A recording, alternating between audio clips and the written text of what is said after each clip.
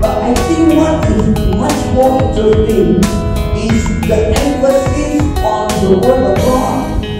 At 5 years old, they are fit for the Torah.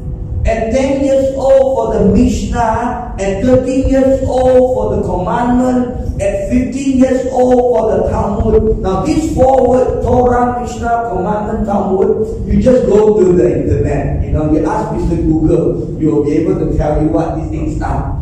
But the important thing is this. The important thing that we Christians need to realize is that in the Jewish life, and if I can extrapolate it, in the spiritual life, the Word of God must take precedence. It must come into our heart. It must come into the training. It must come into the education processes that we have for our children. If I look at this, I can see the important role of a Sunday school teacher.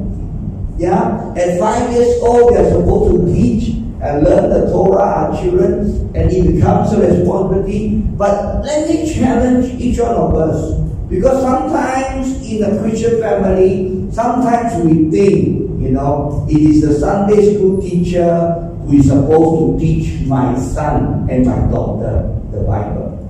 Sometimes we think it is the youth pastor who is responsible to help my teenager learn about Christianity. No, it should be a partnership.